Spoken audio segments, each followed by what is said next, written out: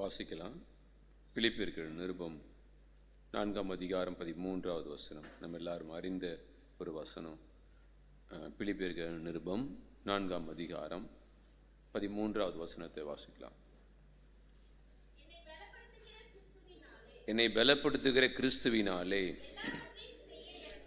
எல்லாவற்றையும் செய்ய எனக்கு பலன் உண்டு. நல்ல பிதாவே, இந்த அற்புதமான வேலைக்காக உமக்கு ஸ்தோத்திரம். இந்த முதல் நாள் உபவாச கூட்டத்திலே ஆண்டவரே, உம்முடைய வார்த்தையினாலே நீர் எங்களை ஆசீர்வதிக்கும்படி நாங்கள் வேண்டுகிறோம். கிருபைக்குள்ளே எங்களை மறைத்து கொள்ளுங்க. உங்கள் சத்தியம் அது ஒரு நாளும் வெறுமையாய் திரும்புகிறதில்லை என்பதை நாங்கள் அறிந்திருக்கிறோம். உங்கள் வார்த்தையினாலே நீர் எங்களை ஆசீர்வதித்து என்னுடைய வாழ்க்கையிலே உம்முடைய சித்தத்தை நாங்கள் செய்யத்தக்க எப்போதும் ஆயத்தம் உள்ளவர்களாய் நாங்கள் காணப்படும்படி உம்முடைய கரம் எங்களோடு கூட இருந்து எங்களை நடத்தும்படியாக நாங்கள் ஜெபிக்கிறோம். இஸ்ரவேலை ஆசீர்வதிக்கிறது உமக்கு பிரியம்னு சொன்னீங்க. அப்படி இந்த காலை வேளையில் ஆண்டவரே, உம்முடைய கிருபை எங்களை சூழ்ந்து கொள்ள முடியுமை நோக்கி நாங்கள் ஜெபிக்கிறோம். அடிமையை ஒப்புக் கொடுக்கிறேன். என்னால் ஆகும் என்று சொல்ல என்னிடத்தில் ஒன்றில்லை என்பதை தேவன் அறிந்திருக்கிறீர்.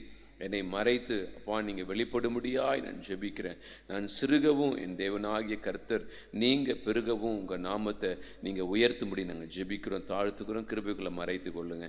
இயேசு கிறிஸ்து மூலம் பிதாவே, ஆமென். அல்லேலூயா. ஆண்டவருடைய நாமத்துக்கு மகிமை உண்டாவதாக. பரிசுத்த பவுல் பிலிப்பியருக்கு எழுதும்போது இந்த காரியங்களை ஆவியானவரை கொண்டு எழுதுகிறார்.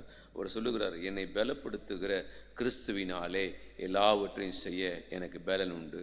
ஆமென். நம்மை பலப்படுத்துகிற கிறிஸ்துவானவர் நம்மோடு கூட எப்போதும் இருக்கிறதை நீங்களும் நானும் அறிய வேண்டியது அவசியம்.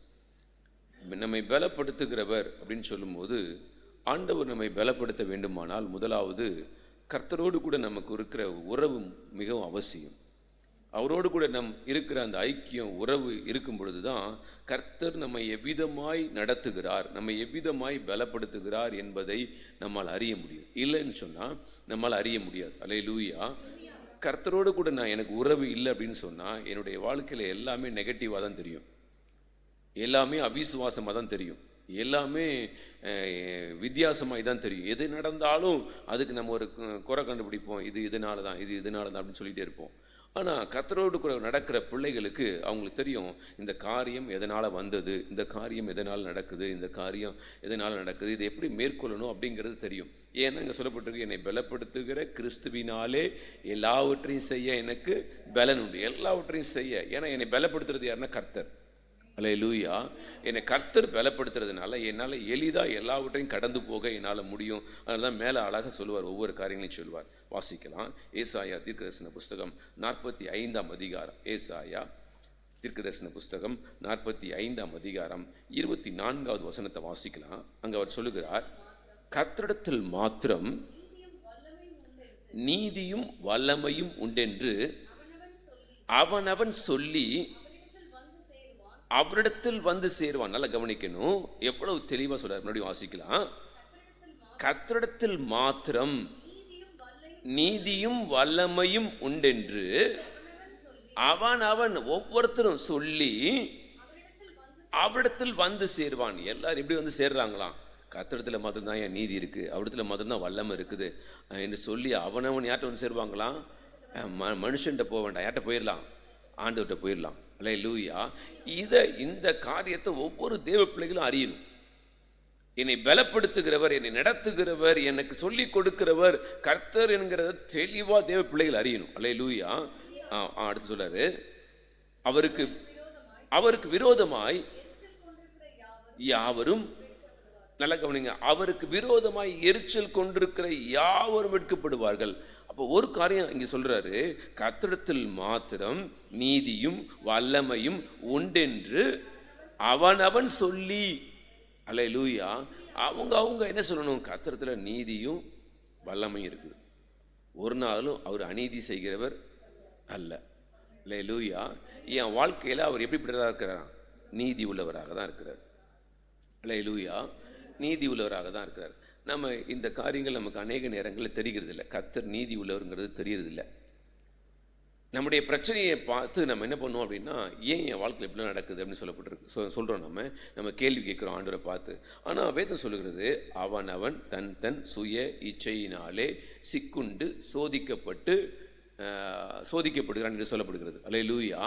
அப்போ சோதனை யாரால வருதுன்னு சொன்னால், என்னால் தான் சோதனை வருதே ஒழிய என் வாழ்க்கையில் யாரால வருகிறது இல்லைன்னா கர்த்தரால் வருகிறது இல்லை. அல்லேலூயா. ஒருவேளை தேவன் என்னை சோதிப்பாரானால், சோதனைன்னு சொல்ல முடியாது, அது சிட்சைன்னு சொல்லுவாங்க. அப்போ கர்த்தர் என்ன பண்ணுவார்னா சிட்சிக்கிறவர். எதுக்காக சிட்சிக்கிறாருன்னா, நான் செய்த தப்பை என் வாழ்க்கையிலேருந்து எடுக்கிறதுக்காக என்னை சிட்சிப்பார். ஏன்னா பிசாசு என்ன பண்ணுவான்னா என் வாழ்க்கையில் ஹோல்டு எடுப்பான். எப்படி மோசேயுடைய வாழ்க்கையில் அடக்கம் பண்ணுறதுக்கு அவன் தர்க்கம் பண்ணினானோ, அதுபோல் பிசாசு என்ன பண்ணுவான் ஒவ்வொருத்தருடைய ஒவ்வொரு தேவ பிள்ளைகளுடைய வாழ்க்கையிலையும், இவங்க யாருன்னா எனக்கு சொந்தமானவங்க, ஏன்னா இவங்க ஏன் சத்தத்துக்கு என்ன பண்ணுறாங்க, செவி கொடுக்குறாங்க, அதனால இவங்க எனக்கு சொந்தமானவங்கன்னு சொல்லி சொந்தம் கொண்டாடுவான். ஆனால் கர்த்தர் என்ன பண்ணுவார்னா, உங்களையும் என்னையும் அவருடைய ரத்தத்தினால மீட்டு கொண்டதுனால அவர் சொல்லுவார் பிதாவுக்கு முன்பாக, இல்லை இவனுக்காக நான் என்ன பண்ணியிருக்கிறேன், ரத்தம் சிந்தி இருக்கிறேன், அல்லேலூயா, அப்போ நான் விளைக்கரையும் கொடுத்துருக்கிறேன் அப்படின்னு சொல்லிட்டு என்னை அதுக்குரிய தண்டனைக்கு என்ன பண்ணுவார், அவர் என்னை சிட்சிப்பார். அதனால தான் சொல்லப்பட்டிருக்கு, சிட்சையை சகிக்கிற மனுஷன் யாரு, பாக்கியவான். அல்லேலூயா. அப்போ சிட்சையை நான் சகிச்சேன் அப்படின்னு சொன்னால் என் வாழ்க்கையில் என்ன உண்டாகும்னா, நான் ஆண்டவரை சார்ந்து கொள்வேன். இல்லை அப்படின்னு சொன்னால், என்னை சிட்சையை சகிக்க முடியலன்னு சொன்னால் நான் என்ன பண்ணுவேன்னா ஆண்டவருக்கு விரோதமாக எழும்புவேன். இதுதான் நம்முடைய வாழ்க்கையில் நடக்கிற அனுபவம். எது சிட்சை எது சோதனை அப்படிங்கிறத யார் அறியணும்னு நான் தான் அறியணும். இது என்னால் வந்துச்சா யாரால வந்ததுன்னு தெரியணும். தெரியல அப்படின்னு சொன்னால் கண்டிப்பாக நான் என்ன பண்ணுவேன்னா முறுமுறுப்பேன். யாரை முறுமுறுப்பேன், கர்த்தரை முறுமுறுப்பேன். கர்த்தரை முறுமுறுக்கிறதுனால எனக்கு என்ன லாபம்னா ஒரு லாபம் இல்லை. மேலே மேலே என்ன தான் வரும்னா அடி தான் வரும். அல்லேலூயா. அப்போ நான் தெரிஞ்சிக்க வேண்டிய காரியம், எங்கள் அப்பா யார், எங்கள் அழகாக சொல்கிறார், கர்த்தரிடத்தில் மாத்திரம் நீதியும் வல்லமையும் உண்டென்று அவனவன் சொல்லி அவிடத்தில் வந்து சேருவான். அல்லேலூயா. அப்போ நீங்களும் நானும் ஆண்டவரிடத்தில் வந்து சேர வேண்டிய பாத்திரங்களாய் நாம் இருக்கிறோம். அல்லேலூயா. ஆண்டவருடைய நாமத்துக்கு மகிமை உண்டாவதாக. இங்கே நீங்களும் நான் எப்படி வரணும் அப்படின்னு சொன்னால், நான் நேற்று உட்காந்து இந்த காரியங்களுக்காக அப்படியே ஜெபம் பண்ணிட்டு ஆயத்தத்துக்காக காத்துக்கொண்டு இருக்கும்போது ஒரு சில காரியங்களை கர்த்தர் எனக்கு ஞாபகப்படுத்தினார். நான் எப்படியெல்லாம் கர்த்தருடைய நீதியையும் அவருடைய காரியங்களை நான் எப்படி அறிய முடியும் அப்படின்னு சொன்னால், கம்பல்சரி நீங்களும் நானும் உங்கள் விருப்பத்துக்கு நீங்கள் எடுத்துக்கோங்க. நான் சொல்கிற காரியம் கண்டிப்பாக வேதம் வாசிச்சே ஆகணும். உங்களால் 1 மணி நேரம் வாசிக்க முடியுமா? சாலிடாக 1 மணி நேரம் வாசிச்சுங்க. உட்காந்து 1 மணி நேரம் வேறு எந்த கவனமும் போகக்கூடாது, எங்கேயும் போகக்கூடாது. உட்காந்து வேதத்தை வாசிக்க ஆரம்பிக்கும் போது தான் கர்த்தர் நீதி உள்ளவர் வல்லமை உள்ளவர் என்கிறத பார்க்க முடியும். அல்லேலூயா. சாலிடாக 1 hour எதுக்கும் நீங்கள் இடம் கொடுக்காதீங்க. 1 hour சாலிடாக உட்காந்து வேதத்தை நீங்கள் 1 அதிகாரம் படித்தாலும் சரி, 100 அதிகாரம் படித்தாலும் சரி, அந்த 1 hourல அல்லேலூயா சாலிடாக 1 hour உட்காந்து நீங்கள் வாசிக்க கற்றுக்கொள்ளுங்கள். ரெண்டாவது நீங்கள் பார்த்தீங்கன்னா கம்பல்சரி 1 hour ஜெபிச்சே ஆகணும். இல்லை என்னாலலாம் 1 hourலாம் ஜெபிக்க முடியாது. சரி, இப்போ 10 நிமிஷம் ஜெபிக்க முடியும். சரி, 10 நிமிஷம் பைபிள் வாசிங்க, 10 நிமிஷம் ஜெபிங்க. அல்லேலூயா. ஏன்னா அப்படி தான் நம்ம டெவலப் பண்ணி ஆகணும், வேறு வழி கிடையாது. இப்படி தான் டெவலப் பண்ணணும். 1 மணி நேரம் என்னால் இல்லை 1/2 மணி நேரம் நான் பைபிள் படிக்க முடியும், இல்லை 1/2 மணி நேரம் நான் ஜெபிக்க முடியும். ரைட், 1/2 மணி நேரம் ஜெபிங்க. இதை நீங்கள் ப்ராக்டிஸ் கொண்டு வந்தால் தான் கர்த்தர் நீதி உள்ளவர் என்பதையும் கர்த்தர் வல்லமை உள்ளவர் என்கிறதையும் உங்களால் அறிய முடியும். நல்லா கவனிச்சுக்கோங்க. நீங்கள் ஜெபிக்கிறீங்க, வேதத்தை வாசிக்கிறீங்க, அது மாத்திரமில்லை கண்டிப்பாக ஆராதிச்சே ஆகும். வாயை திறந்து ஒரு 1/2 மணி நேரம் சத்தமாக நீங்கள் ஆராதிக்க ஆரம்பிக்கணும். அப்படி ஆராதிக்கும் போது தான் உங்களுக்குள்ளே இருக்கிறதான சில போராட்டங்களை நீங்கள் வெளியே போகிறத உங்களால் பார்க்க முடியும். நீங்கள் ஆராதிக்க உங்களுக்குள்ள பயங்கரமான விடுதலை உண்டாயிடும். நீங்கள் எங்கே ஆராதிக்கிறீங்களோ ஆராதிக்கிற நீங்களும் விடுதலை ஆவீங்க, ஆராதிக்கிற உங்கள் வீடும் விடுதலை ஆகும். ஆராதிக்கும் போது என் கூட இருக்கிற நபர் ஒவ்வொருவருக்கும் விடுதலை உண்டாகும். எப்படி விடுதலை உண்டாகும்னா, எனக்குள்ள இருக்கிற பரிசுத்த ஆவியின் என்ன பண்ணுவார்னா எல்லாரையும் பிடிக்க ஆரம்பிப்பார், ஒவ்வொருத்தரையும் பிடிப்பார். எனக்குள்ள இருக்கிற ஆவியானவர் என் புருஷனை பிடிப்பார், என் மனைவியை பிடிப்பார், என் தாயை பிடிப்பார், என் தகப்பனை பிடிப்பார், என் பிள்ளைகளை பிடிப்பார், அல்லது என்னுடைய மாமா மாமியை பிடிப்பார். இப்படி எல்லாரையும் பிடிக்கணும், எல்லாரையும் பிடிப்பார். எப்போ அப்படின்னா, எனக்குள்ளே இருந்து இந்த பரிசுத்த ஆவியினுடைய அபிஷேகம், இந்த ஆராதனை மூலமாக நான் தேவனை அதிகமாக ஆராதிக்க அந்நிய பாஷையை பேச என்ன ஆகும்னா அங்கே ஒரு பயங்கரமான ஒரு விடுதலை நம்ம பார்க்க முடியும். நான் சொல்கிறது எல்லாமே சரிவர நீங்கள் செய்ய பாருங்கள். 1/2 மணி நேரமா, 1 மணி நேரமா, 1 மணி நேரம் ஜெபம், 1 மணி நேரம் வேத வாசிப்பு, 1 மணி நேரம் ஆராதனை, 1 மணி நேரம் தியானம். கர்த்தர் அந்த நாளில் உங்களோட பேசின வார்த்தை இருக்கும். அந்த வசனத்தை எடுத்து உட்காந்துக்கிட்டு 1 மணி நேரம் அதையே வாசித்தாலும் பரவாயில்ல, அதையே நீங்கள் என்ன சொல்கிறீங்கன்னு கர்த்தர் கேட்டாலும் பரவாயில்ல, 1 மணி நேரம் அதிலே உட்காந்துருங்க. இல்லை 1/2 மணி நேரம் தான் உட்கார முடியும். ரைட், 1/2 மணி நேரம் உட்காருங்க. அல்லேலூயா. அப்படி நீங்க உட்கார்ந்தீங்க அப்படின்னு சொன்னா ஆட்டோமேட்டிக்கா என்ன ஆகும்னா விடுதலை உண்டாகும். ஆட்டோமேட்டிக்காக உங்கள் கண்கள் திறக்கப்படும். அப்போ உங்களுக்கு தெரியும் எதை எதெல்லாம் கட் பண்ணணும், எதை எதெல்லாம் வந்து சேர்க்கணும், எதை எதெல்லாம் வந்து உங்களோட கூட இன்னும் அதிகமாக முயற்சி எடுக்கணும். இவை எல்லாவற்றையும் நீங்கள் என்ன பண்ணுவீங்கன்னா அழகாக உட்காந்து இந்த தாட்டெல்லாம் கற்று கொடுத்துட்டே இருப்பார். இதை செய், அதை செய், இதை செய்யாத, இதை செய் அப்படின்னு கர்த்தர் உங்களுக்கு என்ன பண்ணுவார்னா எண்ணத்தை கொடுத்துட்டே இருப்பார். அந்த எண்ணத்தை கொடுக்கறதுனால என்ன ஆகும்னா ஆட்டோமேட்டிக்காக உங்களுக்குள்ள இன்னும் அதிகமாக வளர்ச்சி உண்டாகும். இதை நீங்கள் தொடர்ந்து செய்ய ஆரம்பிச்சிங்க அப்படின்னு சொன்னால் உங்கள் வாழ்க்கையில் ஒவ்வொரு மாற்றத்தை நீங்கள் பார்க்க முடியும். ஏன் அப்படின்னா நீங்கள் ஏசாயா 40ஆம் அதிகாரத்தில் நம்ம எல்லாருக்கும் தெரிஞ்ச வசனம் இருக்குது. 40:27 சொல்வார், யாக்கோபே இஸ்ரவேலே என் வழி கர்த்தருக்கு, என் வழி கர்த்தருக்கு, அல்லேலூயா, என் வழி கர்த்தருக்கு மறைவாயிற்றோன்னு யார் சொல்லுவா? மறைவாயிற்றோ என்றும் என் நியாயம் என் தேவனிடத்தில் எட்டாமல் போகிறது என்று நீ சொல்லுவானேன். நீ எப்படி நீ இது சொல்லுவ அப்படின்னு கேட்கிற ஆண்டவர். சொல்லுவானேன், பூமியின் கடையாந்தரங்களை சிருஷ்டித்த கர்த்தராகிய அநாதி தேவன். அல்லேலூயா. நீங்க வேதத்தை வாசிச்சிருந்தா உங்களுக்கு தெரியும் அவருடைய நீதி என்ன, அவருடைய வல்லமை என்னங்கிறது. நல்லா கவனிச்சுக்கோங்க. உங்களுடைய தேவனுடைய நீதி என்ன, வல்லமை என்ன இங்கே சொல்றாரு. அநாதி தேவன், நம்முடைய கர்த்தராகிய அநாதி தேவன் சோர்ந்து போகிறதும் இல்லை, இலைப்படைவதும் இல்லை. இதை நீ அறியாயோ, இதை நீ கேட்டது இல்லையோ? அவருடைய புத்தி ஆராய்ந்து முடியாதது, அவருடைய புத்தி ஆராய்ந்து முடியாதது. இதை யார் உட்கார்ந்து இப்ப வசனத்தை வாசிச்சு ஜெபிச்சு ஆராதிச்சு உட்கார்ந்து தியானிச்சா என்ன ஆகுதுன்னா கர்த்தர் சொல்லி கொடுக்குறார். உங்களுக்கு என்ன வார்த்தை கொடுத்தாரோ அந்த வாக்கு தத்துவத்துக்கு ஏதுவா சில காரியங்களை சொல்லி கொடுப்பாரு. அப்போ என்ன ஆகும்னா கண்ணி தெரிக்கும், உங்க மேல இருக்கிறதான கட்டுகள் உடைக்கப்படும். இது உடையும் போது என்ன ஆகும்னா ஒருவேளை வியாதியா இருக்கலாம், அல்லது பண கஷ்டமா இருக்கலாம், அல்லது வேற எந்த சூழ்நிலையில நீங்க சிக்கிருக்கலாம். கர்த்தர் எல்லாத்தையும் உடைப்பார். அல்லேலூயா. எப்போ அப்படின்னா நீங்க கர்த்தரை சரியா அறியும் போது மாத்திரம்தான். நீங்க அறியாத வரையிலே விடுதலை இல்லை. நல்லா கவனிச்சுக்கோங்க. சாதாரணமாக நீங்கள் போய் உட்கார்ந்தா ஆட்டோமேட்டிக்காக நடக்கும், வேலை நடக்கும். அது நடக்கலை அப்படின்னா அதுக்கு ப்ராப்ளம் நான் தான், நீங்கள் தான். ஆசீர்வாதம் வரணுமா? ஆசீர்வாதம் வர்றதுக்கு நான் தான் காரணமாக இருக்கணும்.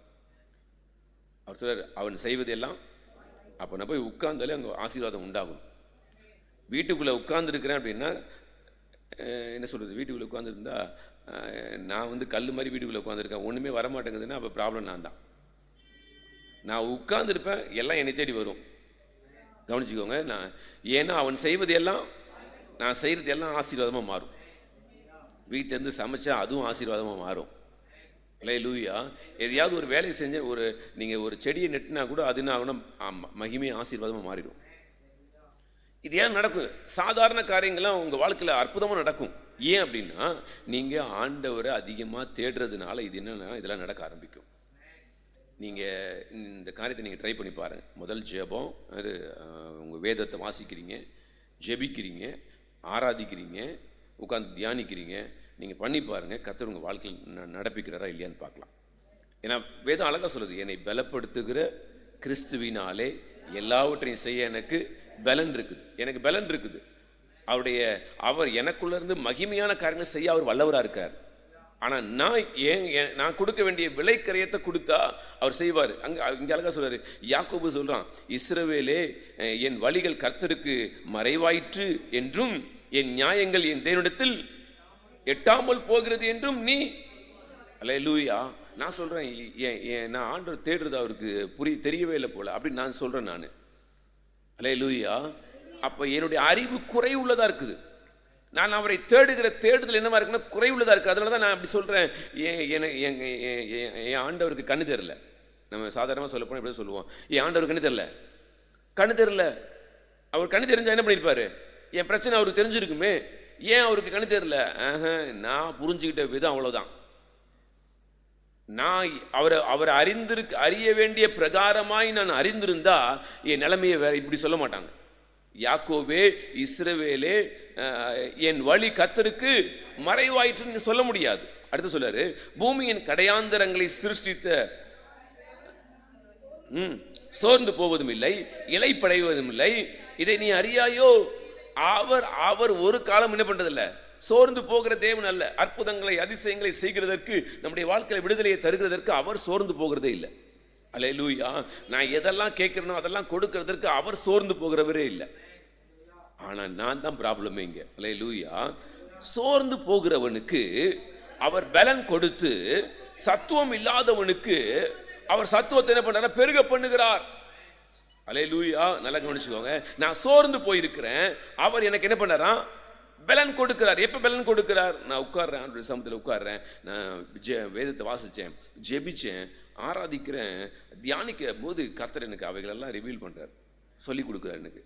இல்லை, இந்த ஆசீர்வாதத்துக்குள்ள நீ இப்படி போ, இப்படி நீ பேச கற்றுக்கோ, இப்படி நீ நடக்க கற்றுக்கோ, கர்த்தருடைய ஆசீர்வாதம் வரும். அல்லேலூயா.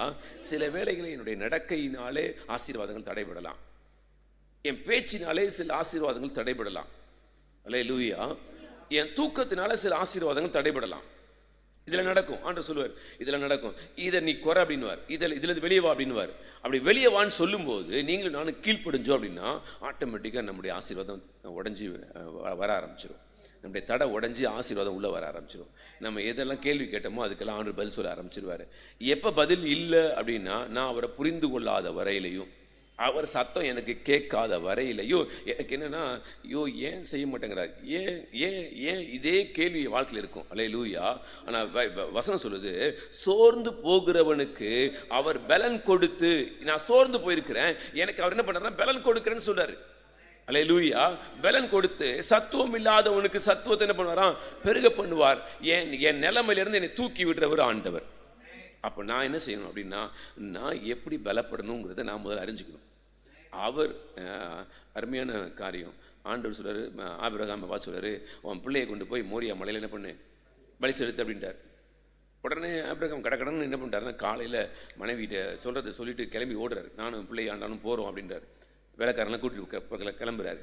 ஆனால் ஒரு என்ன சொல்கிறது, ஆராய்ச்சியாளர், வேத ஆராய்ச்சியாளர் சொல்கிறாங்க, கர்த்தர் ஆபிரகாம் இந்த பக்கம் ஏறுனா, கர்த்தர் அவருடைய குமாரனாகி கிறிஸ்துவ என்ன பண்ணுறாராம், அந்த பக்கம் கூப்பிட்டு ஏறுறார்.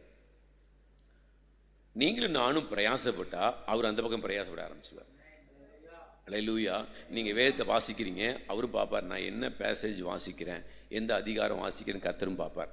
நான் ஜெபிக்கிறேன், அவரும் எனக்காக என்ன பண்ணுவார், ஜெபிப்பார். அல்லேலூயா. நான் ஆராதிப்பேன், நான் ஆராதிச்சா அதனுடைய பலன் என்ன பண்ணுவார், அவர் எனக்கு தருவார். தியானிக்கும் போது ஆட்டோமேட்டிக்காக ரிவியூல் ஆகும். எதெல்லாம் எனக்கு ஓப்பன் ஆகணுமோ அதெல்லாம் ஓப்பன் ஆகும்.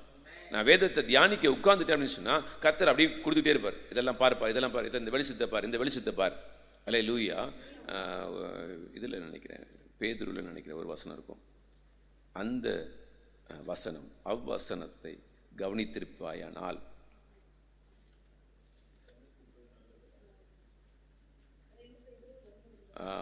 1:19, அதிக உறுதியான தீர்க்க தரிசன வசனமும் நமக்கு உண்டு, பொழுது விடிந்து விடிவெள்ளி உங்கள் இருதயங்களில் உதிக்கும் அளவு. நல்லா கவனிச்சுக்கோங்க, மறுபடியும் வாசிக்கிறேன் பாருங்க.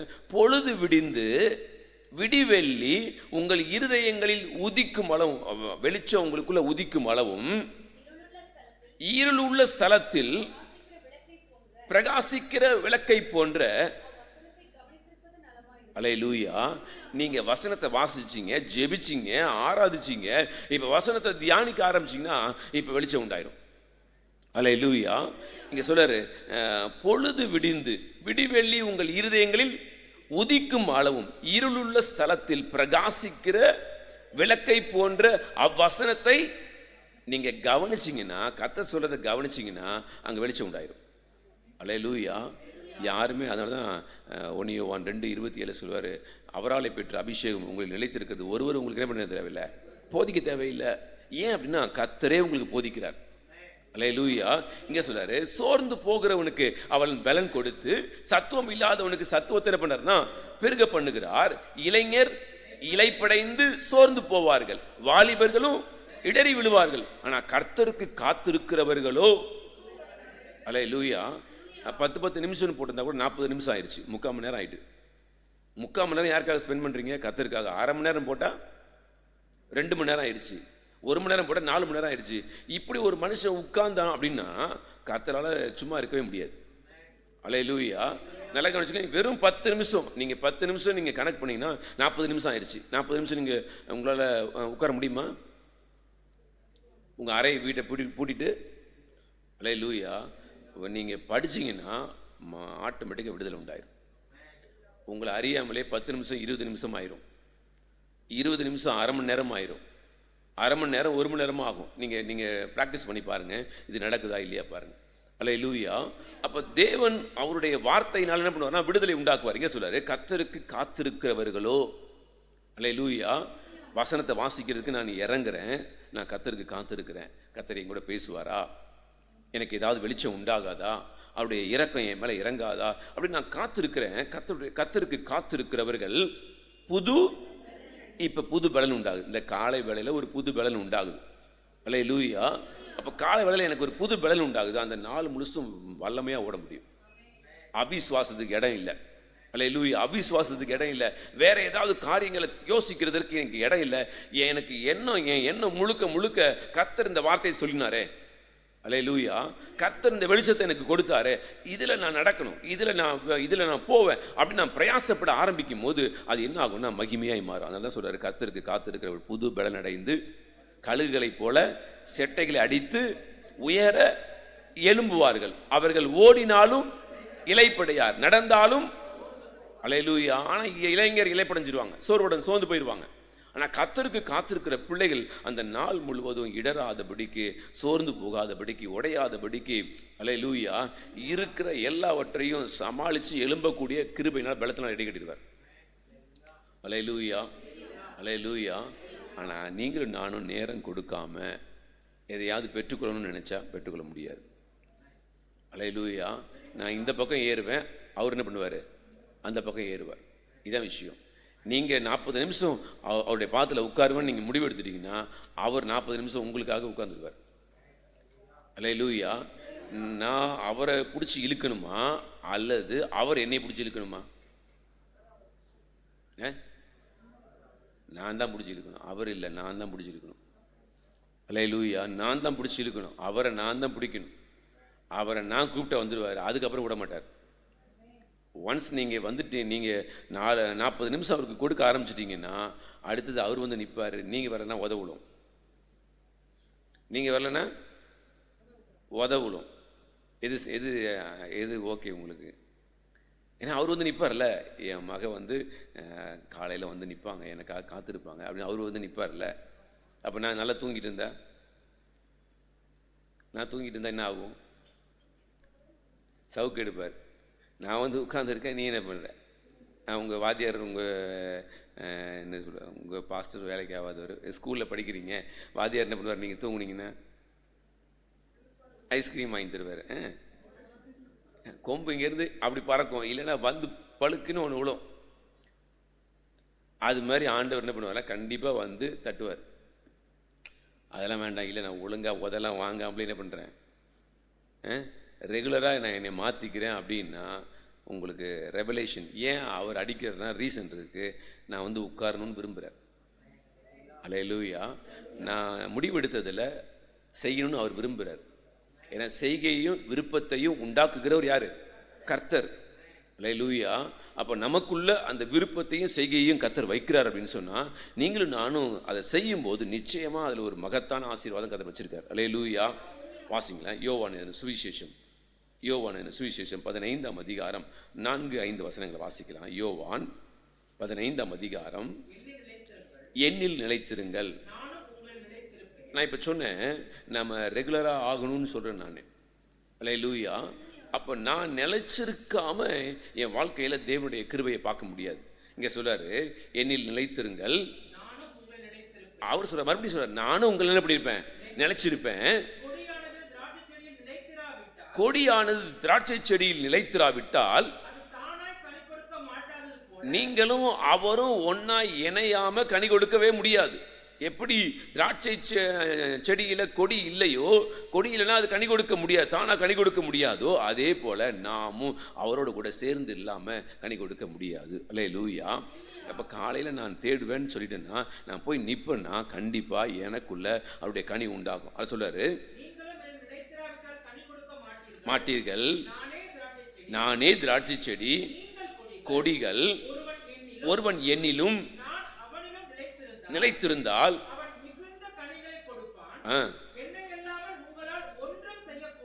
அல்லேலூயா.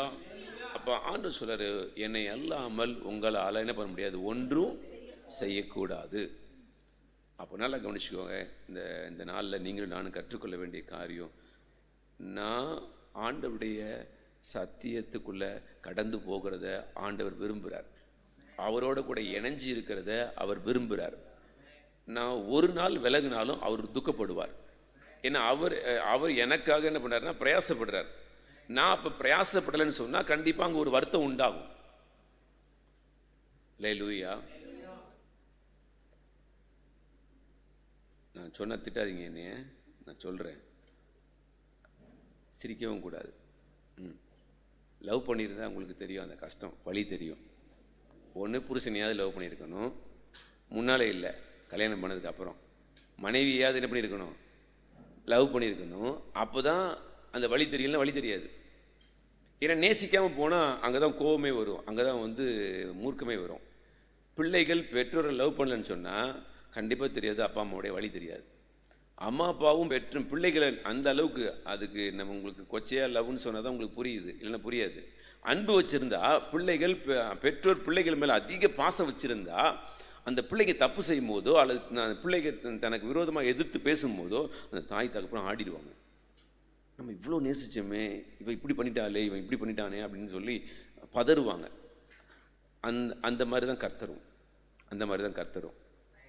நான் நேசிக்கிறேன், அவரும் என்னை நேசிக்கிறாரு. திடீர்னு நீங்கள் வரல அப்படின்னு சொன்னால் அவர் அப்படியே சோர்ந்து போயிடுவார். ஐயோ நான் எதிர்பார்த்தனே என் பிள்ளைய அப்படின்னு. அல்லேலூயா. அதனால தான் சொன்னேன், லவ் பண்ணால் உங்களுக்கு அந்த வழி தெரியலாம், வழி தெரியாது. நீங்கள் போய் வீட்டில் போய் உட்காந்து நம்ம வீட்டுக்காரரை லவ் பண்ணமான்னு கொஞ்சம் வீட்டில் போய் என்ன பண்ணுங்கள், கொஞ்சம் யோசிச்சு பாருங்கள். உங்கள் மனைவியை நீங்கள் நேசிச்சிங்களாங்கிறத கொஞ்சம் யோசிச்சு பாருங்கள். உங்கள் பிள்ளைகள் பெற்றோரை நேசிச்சிங்களான்னு கொஞ்சம் யோசிச்சு பாருங்கள். யோசிச்சு பார்த்தா தான் தெரியும்னா தெரியாது, வாய்ப்பே இல்லை. நீங்கள் அறிந்து கொள்ளவே முடியாது. அந்த வழியே தெரியாது, அந்த வழியே தெரியாது. தயவுசெய்து சொல்கிறது புரிஞ்சுக்கோங்க, வழியே தெரியாது. அப்பா அம்மானா அந்த வழி தெரியாது, புருஷன்னா அந்த வழி தெரியாது, மனைவினா அந்த வழி தெரியாது. ஏன் இன்னைக்கு குடும்பம் கலவரமாக இருக்குது? சொல்லுங்க. ஒருத்தர் தேடுறாரு, ஒருத்தர் என்ன பண்ணுறதில்ல, தேடுறதில்ல. அதான் கலவரமே, அதான் பிரச்சனையே. ரெண்டும் ஒழுங்காக தேடிச்சுன்னா கலவரமே இல்லை, அந்த இடத்துல பயங்கர ஸ்மூத்தாக போகும்.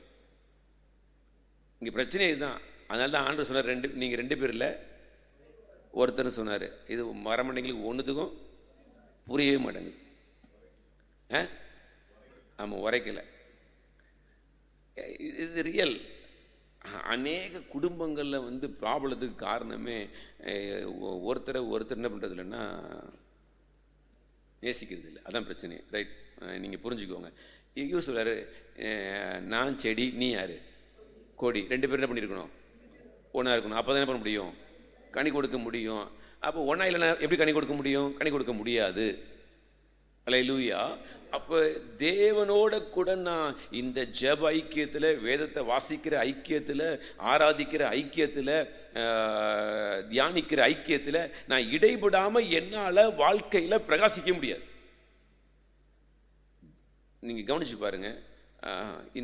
இந்த பிரயாசம் நல்லா கவனிச்சுக்கோங்க. இன்னும் அநேக தேவ ஊழியர்கள், அநேக தீர்க்கதரிசிகள், அநேக என்ன சொல்கிறது, இப்படி ஒவ்வொருத்தரையும் நீங்கள் எடுத்துக்கிட்டிங்கன்னா ஷைன் பண்ணுவாங்க. ஒரு காலம் தான் ஷைன் பண்ணுவாங்க.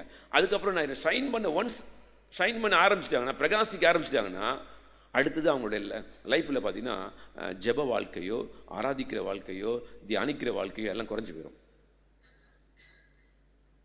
நல்லா புரிஞ்சுக்கோங்க. ஏன்னா ஏற்கனவே இவங்க என்ன பண்ணியிருக்காங்க, விலைக்கரையும் கொடுத்தாங்க பாருங்களேன். இதில் தான் ஓடுவாங்க. இது ஆபத்து. தினம் தினம் எனக்கும் கத்தருக்கும் நான் எங்கே ஆரம்பித்தேன் அது சாகிற வரைக்கும் ஒரே மாதிரியாக ஓடிட்டு இருக்குன்னு வச்சுக்கோங்களேன். டெவலப் ஆச்சுன்னா பரவாயில்ல, ஆனால் குறையும் பாருங்களேன். இன்றைக்கி அநேக தீர்க்கதரிசிகள் ஊழியர்களுடைய வாழ்க்கையில் அவங்களுடைய ஆவிக்குரிய வாழ்க்கை குறைய என்ன ஆகும்னா, இவங்க அதே பழைய நினைப்பில் கத்தர் எனக்குள்ளே அந்த கிருபையை வச்சுக்காருன்னு ஓடுவாங்க பாருங்க. அதான் ஆபத்து. இல்லை, என் லைஃப்பில் ஒரே மாதிரியான ஆவிக்குரிய வாழ்க்கை ஓடிட்டே இருந்தால் தான் என்னால் ஈஸியாக ஓட முடியும். நல்லா கவனிச்சுக்கோங்க, நான் பழைய வருஷத்தில் ஜெபிச்ச ஜெபம் இன்றைக்கி ஆசீர்வாதமாக இருக்கிறேன். ரைட், இப்போ இந்த காலகட்டத்தில் ஜெபிக்கணுமா இல்லையா? சரி, நீங்கள் போன மாதம் ஹார்ட் ஒர்க் பண்ணீங்க, ஒரு 1 கோடி ரூபா சம்பாரிச்சிட்டீங்க. அப்பா, இனிமேல் ஒரு 4 மாதத்துக்கு என்ன பண்ண வேண்டாம், வேலையை செய்ய வேண்டாம். அப்படியே நம்ம என்ன பண்ணுவோம், போய் உட்காருவோம், கல்லாவை துறப்போம், எவ்வளோ வருதுன்னு மட்டும் பார்ப்போம் அப்படின்னு சொல்லி உட்கார்ந்தீங்கன்னு வச்சுக்கோங்களேன், கண்டிப்பாக விருத்தி அடையவே முடியாது. 1 கோடி ரூபா என்ன பண்ணிட்டு இருக்கும், செலவாகிட்டே இருக்கும். அப்புறம் போய் பார்த்தீங்கன்னா அடுத்த மாதம் நிற்பீங்க, பார்த்தீங்கன்னா லாபம் எவ்வளோ, வெறும் 50,000 தான் வந்திருக்கும். நீங்கள் என்ன யோசிப்பீங்க, இன்னும் 50,000 தான் வந்திருக்கு. ஏன்னா என்ன பண்ணலை, செய்ய வேண்டிய வேலையே செய்யலை, அதனால் குறைஞ்சிருக்கு. ஆனால் உங்களுக்கு பேக்கெட்டில் 1 கோடி ரூபாய் இருந்ததுனால என்ன பண்ணுதுன்னா, பார்த்துக்கலாம், அடுத்த மாதம் பார்த்துக்கலாம். அடுத்த மாதம் என்ன ஆயிரும், 50, 25 ஆயிரும். இதுதான் இன்றைக்கி இருக்கிற பிரச்சனை. இன்றைக்கி ஆவிக்குரிய வாழ்க்கையில் இன்றைக்கி இருக்கிற எல்லா கிறிஸ்தவர்களுக்கும் இருக்கிற பிரச்சனை. வாரத்தில் இப்போ இன்றைக்கி நம்ம உபவாசம் கேட்குறோம்ல, எவ்வளோ நாள் ஓடும் சொல்லுங்கள், எத்தனை நாள் ஓடும்? அதான் பிரச்சனையே. ஆவியோ உற்சாகமான, மாம்சமோ இது ஒன்றை பிடிச்சி தான் அழுகுறோம் நம்ம எல்லாரும். இல்லை, நம்ம பிரயாசப்பட்டால் கண்டிப்பாக கர்த்தர் நம்முடைய கிரியைக்கு தக்க பலனை என்ன பண்ணுவார்னா கண்டிப்பாக தருவார். அல்லேலூயா. கண்டிப்பாக நம்முடைய வாழ்க்கையில் விடுதலை உண்டாகும், அற்புதம் நடக்கும், அதிசயங்களை பார்க்க முடியும். காரணம் என்ன, விடாப்பிடி தான். ஆண்டவரை விடாப்பிடியாக பிடிச்சிருக்க எளிதாக சொன்னேன். நம்ம சாதாரணமாக போவோம், கர்த்தருடைய வல்லமை வெளிப்படும். சாதாரணமாக போய் நிற்போம், நம்ம பேசுறதுக்கு பதிலாக கர்த்தருடைய வார்த்தை வெளிப்படும். நம்ம எங்கே போனாலும் நம்மளை விரும்புவாங்க, ஏன்னா கர்த்தருடைய வார்த்தை நமக்குள்ளே இருக்கிறதுனால. ஆனால் எனக்குள்ள கர்த்தருடைய வார்த்தை இருக்குது, கர்த்தருடைய பிரசன்னம் எனக்குள்ளே இருக்குதுன்னு சொல்லிட்டு நான் ஜெபிக்காம, வேதம் வாசிக்காம, தியானிக்காம நான் போய் நின்னா பிரச்சனை. அப்போ நம்ம என்ன சொல்லுவோம் அப்படின்னா, அதனால ஆண்டு சொல்வார், தீர்க்க தரிசனம் சொன்ன பிறகு அதை நிறைவேற வரைக்கும் வெயிட் பண்ணு. நிறைவேறினா அது தீர்க்க தரிசனம் உண்மை, நிறைவேறினா அது பொய். ஆனால் நம்ம ஆளுக்கு தலைமையில் கை வச்சோன்னு, நாளைக்கு நீ இன்னும் கொஞ்சம் காலத்தில் அமெரிக்கா போயிடுவாய் அப்படின்னு ஒன்று. இன்னும் சொல்லுங்கள், இன்னும் நான் என்ன சொன்னேன், இன்னும் கொஞ்சம் காலத்தில் நீ அமெரிக்கா போவாயின்னு சொன்ன உடனே இன்னும் கொஞ்சம் காலம் அப்படின்னு உடனே அது எவ்வளோ காலம் கர்த்தருக்கு தான் தெரியும். எனக்கு என்னென்னா கொஞ்சம் காலத்தில் என்ன பண்ணிடுவேன், ஐயோ போ ஏதோ வாங்கு, இது பாஸ்போர்ட்டை வாங்கு, அதை ரெடி பண்ணி எல்லாத்தையும் அமெரிக்காவுக்கு போகிறதுக்கு என்னென்ன வாசலில் இருக்க உட்காந்து தேடு. இது இல்லை, அவரே இழுத்துட்டு போகணும். அது வரைக்கும் யார் வெயிட் பண்ணுறாங்களோ அவன் தான் பாக்கியவான். சொல்லுவார், அழகாக சொல்லுவார், நீ போ இந்த காரியத்தை செய் அப்படின்னுவார். அந்த காரியத்தை செஞ்சுட்டு உட்காந்துருக்கணும். அடுத்த வேலை செய்யக்கூடாது, அடுத்த வேலை அவர் சொன்னதான் செய்யணும். நம்ம என்ன பண்ணுறதுன்னா, சொல்லிட்டாரு அமெரிக்கா போக சொல்லிட்டாரு அப்படின்னு சொல்லி போய் கொஞ்சம் நாட்களுக்கு முன்னதாக சொன்னாங்க, அமெரிக்கா எப்படி போனாங்க அப்படின்னா,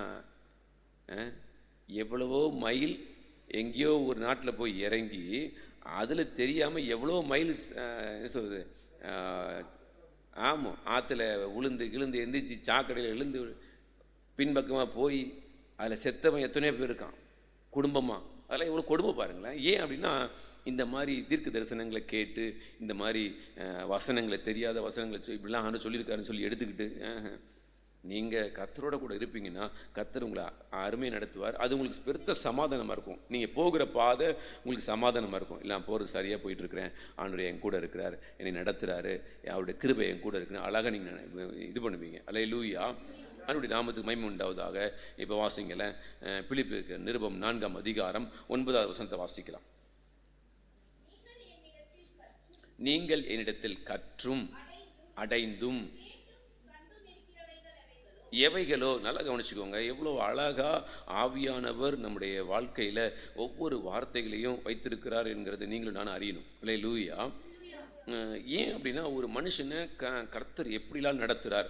நீங்கள் வாசிங்களேன், 4வது வசனம் 1வது வசனத்தை வாசிங்க.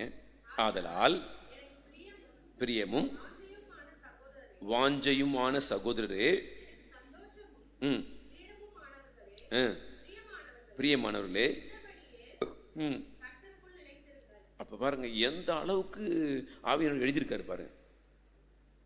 எனக்கு பிரியமும் வாஞ்சையுமான சகோதரரே, எனக்கு சந்தோஷமும் கிரீடமானவர்களே, பிரியமானவர்களே, எப்படிலாம் எழுதியிருக்காரு பாருங்க. ஆவியானவர் எவ்வளோ வர்ணிச்சிருக்காரு பாருங்க. இந்தபடியே கர்த்தருக்குள் என்ன பண்ணுங்க. அப்ப எந்த அளவுக்கு இந்த பிலிப்பியர்கள் வந்து பிரயாசப்பட்டு இருப்பாங்க, அது ஆவியானவர் எவ்வளவு கூர்ந்து கவனிச்சிருப்பார் பாருங்க. அல்லேலூயா. அதனால தான் அவர் சொல்றாரு, கர்த்தருக்குள் இருக்க புத்தி சொல்லுகிறேன், அன்றியும் கூட்டாளியே இருக்கும்படி வேண்டிக் கொள்ளுகிறேன். கிளமெந்தோடும் மற்ற என் உடல் வேலையாட்களோடும் கூட சுவிசேஷ விஷயத்தில் மிகவும் பிரயாசப்பட்டார்கள். அல்லேலூயா. பிரயாசப்பட்டாங்க. கர்த்தர் அதுக்குரிய பலனை கர்த்தர் வைத்திருக்கிறார். அதனால தான் அவர் சொல்றாரு, நீங்க கர்த்தருக்குள் எப்பொழுதும் சந்தோஷமா இருங்கள். மறுபடியும் அல்லேலூயா, மறுபடியும் சொல்ற சந்தோஷமா இருங்க. அப்ப ஆவியானவர் எங்க காரியங்களை கற்றுக் கொடுக்கிறாரோ அந்த காரியங்கள் எல்லாம் அவங்க வாழ்க்கையில மிகுந்த உன்னத ஆசீர்வாதத்துக்கு ஏதுவாய் அவங்க நடத்தும். அதனாலதான் இவ்வளவு காரியத்தையும் 4வது வசனத்திலிருந்து 8வது வசனம் வரைக்கும் சொல்லிட்டு சொல்றாரு, நீங்கள் என்னிடத்தில் கற்றும் அடைந்தும் கேட்டும் கண்டும் இருக்கிறவைகள் எவைகளோ அவைகளையே செய்யுங்கள், அப்பொழுது அல்லேலூயா. நான் எதை கற்றுக்கொள்ளணும் அதை டெய்லி நான் செஞ்சுக்கிட்டே இருக்கும்போது என்ன ஆகும்னா, என் சமாதானத்தை யாராலையும் என்ன பண்ண முடியாது, குலைக்கவே முடியாது. அல்லேலூயா. அவங்க சமாதானத்துக்குள்ளே தெளிவாக போயிட்டே இருப்பாங்க. ஏன்னா அவங்களுக்கு தெரியும், கண்டுபிடிச்சிட்டாங்க. என்ன கண்டுபிடிச்சிட்டாங்கன்னா, நம்ம கர்த்தரோட கூட இருந்தால் தான் நம்ம பிழைச்சோம். கர்த்தர் கூட இல்லை அப்படின்னா நம்முடைய வாழ்க்கையில் அநேக போராட்டங்களை நம்ம அனுதினம் என்ன பண்ணுறோம், சந்திக்கிறோம். அப்போ போராட்டங்களை உடைக்கணும்னா நான் கற்றும் அடைந்தும் கேட்டும் கண்டும் இருக்கிறவைகள் எவைகளோ. ஞாயிற்றுக்கிழமை வாசித்தோம், யோவான் வெளிப்படுத்தின விஷயம் இல்லை, 1 யோவான் 1ஆம் அதிகாரம் 3ஆம் வசனத்தை வாசிப்போம்.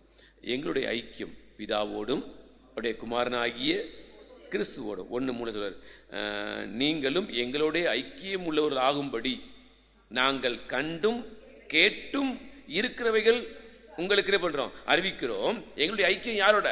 பிதாவோட. அல்லேலூயா. என் ஐக்கியம் யாரோட போகல, மனுஷனோட போகவே இல்லை. என்னுடைய ஐக்கியம் யாரோட? கர்த்தரும் பிதாவும் தான். அல்லேலூயா. உங்கள் சந்தோஷம். அப்ப யோவானுக்கு சந்தோஷம் எங்க? பத்மு தீவில் உபத்திரவத்தின் மத்தியில் சந்தோஷம் இருந்திருக்காரு. அதனால தான் அவர் சொல்றாரு, உங்களுக்கு சந்தோஷம் நிறைவா இருக்கும்படி இவைகளை நான் என்ன பண்றேன். அல்லேலூயா. அப்ப உங்களுக்கு சந்தோஷம் உண்டாகிறதுக்கு ஒரே ஒரு காரணம், நீங்க உங்க ஐக்கியம் யாரோடனா கர்த்தரோட தான் இருக்கணும். அல்லேலூயா. அதுக்கு வேதம் வாசிப்பா அவசியம், ஜெபம் அவசியம், ஆராதனை அவசியம், தியானம் அவசியம். இது உங்களை சந்தோஷமாக்கும். அல்லேலூயா. வேற எதுவும் உங்களுக்குள்ள என்ன பண்ண சந்தோஷத்தை கொண்டு வர முடியாது. இங்கே சொல்றாரு, நீங்கள் என்னிடத்தில் கற்றும் அடைந்தும் கேட்டும் கண்டும் இருக்கிறவைகள் எவைகளோ அவைகளையே செய்யுங்கள், அப்பொழுது சமாதானத்தின் தேவன் உங்களோடு இருப்பார். அல்லேலூயா. இப்ப வாசிங்க, என் குறைச்சலினால் நான் இப்படி சொல்லுகிறதில்லை. அல்லேலூயா. நான் இப்படி என் குறைச்சல்னால் நான் சொல்றதில்லை. ஏனெனில் இது யார் கற்றுக் கொடுத்தா? மனரமயமா இருக்க கற்றுக் கொடுத்தது யாரு? பரிசுத்த பவுல் தேவனோடு கூட நடக்க கற்றுக்கொண்டதுனால தான் கடைசி வரைக்கும் மரண வரைக்கும் தேவன் கொடுத்த வார்த்தைகள் என்ன பண்ண விடவே இல்லை. அவர் மரண பரியந்தம் கர்த்தருடைய வார்த்தை அவர் விடவே இல்லை. கர்த்தரோட கூட இடைபடுகிறதுல விடவே இல்லை. அதெல்லாம் அவர் அழகா சொல்றாரு, கிறிஸ்துவை பின்பற்றுகிறது போல என்ன பண்ணுங்க, பின்பற்றுங்கள் சொல்றார். இல்லைன்னா அப்படி சொல்லியிருக்க வேண்டிய வாய்ப்பே இல்லை. கிறிஸ்துவை பின்பற்றுகிறது போல. கிறிஸ்து யாரை பின்பற்றுகிறாரு? பிதாவாகிய தேவனை அவ்வளவு உண்மையா பின்பற்றுகிறார். பிதா காண்கிறது எதுவோ அதே என்று தாமாக என்ன பண்ணலையாம், ஒண்ணுமே செய்யல. அப்படி அவரை ஃபாலோ பண்றாரு. இவர் சொல்றாரு, நான் கிறிஸ்துவை பின்பற்றுகிறது போல நீங்கள் என்ன பண்ணுங்க, என்னை பின்பற்றுங்கள். அல்லேலூயா. அப்ப எந்த அளவுக்கு கற்றுக்கொண்டிருந்திருக்கிறார். இப்படிதான் சொல்றாரு, தாழ்ந்திருக்கவும் எனக்கு தெரியும், வாழ்ந்திருக்கவும் எனக்கு தெரியும், எவ்விடத்திலையும் எல்லாவற்றிலையும் திருப்தியாக இருக்கவும் பட்னியாக இருக்கவும் பரிபூரப்படவும் குறைபடவும் என்ன பண்ணியிருக்கேன், நான் போதிக்கப்பட்டிருக்கிறேன். அல்லேலூயா. எல்லாவற்றுக்கும் நான் என்ன பண்ணியிருக்கேன், நான் அழகாக நடத்தப்பட்டிருக்கிறேன். கர்த்தருடைய கரம் என் மேலே இருக்குது. அல்லேலூயா. அப்போ நீங்களும் நானும் கர்த்தருடைய கரம் நம்ம மேலே இருக்கணும் அப்படின்னு சொன்னால் ஒரே ஒரு காரியம், கர்த்தரை நான் தேடுறதில்ல. என் வாழ்க்கையில் ஒரு என்ன சொல்கிறது, சரியான முறை இருக்கணும். இந்த சரியான முறை இல்லாமல் ஒரு நாள் ஒரு தடவை ஒரு மாதிரி, இன்னொரு நாள் இன்னொரு மாதிரி இருக்குமானா கர்த்தருடைய நடத்துதலை என் வாழ்க்கையில் பார்க்க முடியாது. அல்லேலூயா. அப்போ கர்த்தர் என் கூட இடைப்படணும்னு சொன்னால் நான் அவரை தேடுறதில், அவரோட கூட ஒட்டி இருக்கிறதில்ல என் வாழ்க்கையில் எந்த குறைபாடு இருக்கக்கூடாது. அல்லேலூயா. அப்போ ஒட்டி இருக்கிறதுல நான் சரியாக நான் பிரயாசப்பட்டேன் அப்படின்னு சொன்னால், நீங்கள் விலைக்கரையும் கொடுத்தீங்கன்னு சொன்னால் கண்டிப்பாக நீங்கள் 10 நிமிஷம் 10 நிமிஷம் 10 நிமிஷம் 40 நிமிஷம் கொடுத்தீங்க பாருங்களேன், இது கண்டிப்பாக போராட்டம் வரும். இது நீங்கள் செய்யக்கூடாதபடிக்கு, நீங்கள் 10 நிமிஷம் உட்கார்றதுக்கு உங்களால் உட்காரவே முடியாதபடிக்கு பிரச்சனை வரும், வேலை வரும், பிரச்சனை, சண்டை வரும், இப்படி நிறைய காரியங்கள்லாம் வரும். ஆனால் இதையும் தாண்டி யார் உட்காராங்கன்னு கர்த்தர் பார்க்குறாரு. அப்படி யார் உட்கார்றாங்களோ அவங்க வாழ்க்கையில் கண்டிப்பாக பயங்கரமான விடுதலை உண்டாகும். நீங்கள் சொல்ல சொல்ல உங்கள் வாழ்க்கையில் விடுதலை உண்டாகும். நீங்கள் வசனத்தை சாதாரணமாக அறிக்கை செஞ்சிங்கனாலே உங்கள் வாழ்க்கையில் விடுதலை உண்டாகும். வீட்டில் உட்காந்து சும்மா பைபிள் எடுத்துகிட்டு, கர்த்தாவே நீங்கள் இப்படி சொல்லியிருக்கீங்களே, என்னை பலப்படுத்துகிற கிறிஸ்துவினால் எல்லாவற்றையும் செய்ய எனக்கு அப்படின்னா ஆட்டோமேட்டிக்காக பலன். உங்கள் பலவீனமாக இருக்கும், சரீரம் பலவீனமாக இருக்கலாம், ஆனால் நீங்கள் எந்திச்சு வேலை செய்வீங்க. அல்லேலூயா. முடியாமல் இருக்கலாம், இந்த வார்த்தை சொன்னீங்கன்னா நீங்கள் எந்திரிச்சு கடகடன்னு வேலை செய்வீங்க. கேட்பாங்க வீட்டில், இப்போ தானே இப்படி சொன்னீங்க, இப்படி இருந்தீங்க. ஆமாம், எனக்குள்ளே இருக்கிற கர்த்தர் அப்படி அந்த கிருபை வெளிப்படும். அல்லேலூயா. இது பொய்யல்ல, இது சத்தியம். அல்லேலூயா. ஆகையால் நீங்கள் பிரயாசப்படினா கர்த்தர் உங்களை நடத்துவார். அப்படி கண்களை மூடலாமே. இது செய்யக்கூடிய கிருபை நமக்கு வேணும். தொடர்ச்சியாக செய்கிறதுக்கு என் வாழ்நாள் வரையிலையும் என்னுடைய மரண பரியந்தும் இந்த வேலையை நான் சரியாக செய்கிறதுக்கு ஆண்டவர் எனக்கு கிருபை தரணும். அந்த நேரத்தை நான் சரியாக தேர்ந்தெடுக்கணும். என் நேரத்தை, நான் ஜெபிக்கிற நேரத்தை நான் சரியாக நான் தேர்ந்தெடுக்கணும். இந்த நேரத்துலேருந்து இந்த நேரம் வரைக்கும் கர்த்தருக்குன்னு நான் கொடுத்து இந்த வேலையை நான் செஞ்சு செய்வேன் அப்படின்னு நீங்கள் முடிவு எடுத்தீங்கன்னா கண்டிப்பாக கர்த்தர் கிருபை தருவார். உங்களை செப்பரேட் பண்ணி தான் ஆகணும், வேறு வழி கிடையாது. நீங்கள் உங்களை தனித்து உட்கார்ந்து நீங்கள் தேவனை தேடும் போது அதில் ஒரு பயங்கரமான விடுதலை உண்டாகும். அல்லேலூயா. ரபஹந்து ரபலா ரெபெனேஷியாந்து ரமனாங்கரஹந்து நரபலா. ஆண்டை நோக்கி கூப்பிடலாம், ஆண்டை எனக்கு உதவி செய்யுங்க, எனக்கு முடிவெடுக்க தெரியல, எப்போ ஜெபிக்கணும்னு எனக்கு தெரியல, எப்போ வேதத்தை வாசிக்கணும்னு தெரியல, எனக்கு ஒரு வழி எனக்கு திறந்து கொடுங்க, எனக்கு சொல்லிக் கொடுங்க, எனக்கு சொல்லிக் கொடுங்க. உம்மோடு ஐக்கியப்படுறதுக்கு, பிதாவோடும் குமாரனாகிய கிறிஸ்துவோடும் ஐக்கியப்படுறதுக்கு எனக்கு உதவி செய்யுங்க. எல்லாரும் வாய்களை திறந்து கேட்கலாமே. அல்லேலூயா. இது ஏன் ஆவிக்குரிய வாழ்க்கை எனக்கு முக்கியம். அப்படி நீங்கள் எடுத்தால் தான் உங்களை கர்த்தர் நடத்த முடியும்.